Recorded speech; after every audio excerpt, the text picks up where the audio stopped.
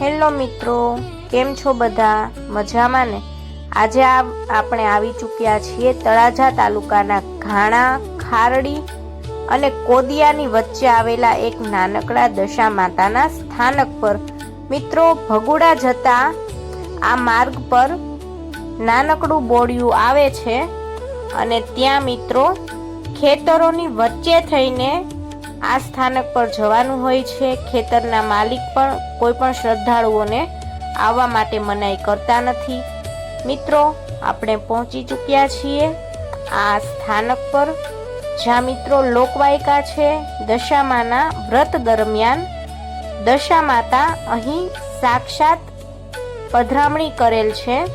મિત્રો, લોકવાયકા એવી છે કે અહીંયા જે રાજુ માતા કરીને છે તેઓને દશા માતાનું વ્રત હતું, પરંતુ ઘરમાં ખૂબ ગરીબાઈ હતી અને તેઓને સાંઢળી પધરાવવા માટે ગોપનાથ ખાતે જવાની ખૂબ ઈચ્છા હતી, પરંતુ ઘરમાં પૈસા ન હોવાથી તેઓ સાંઢળી પધરાવવા જઈ નથી શકતા.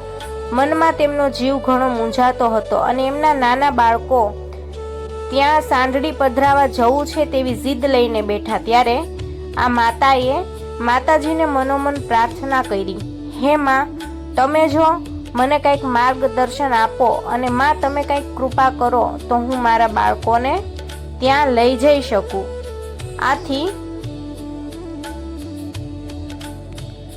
આવી રીતે તેઓ મનમાં વિચારતા પોતાના કામ પર જતા રહે છે, પરંતુ જ્યારે કામેથી પરત આવે છે ત્યારે જુએ છે કે દિવાલ પર માતાજીના પગલાં પડેલા હોય છે અને સાંઢળી પાસે 80 રૂપિયાની 10-10ની નોટ પડેલી હોય છે.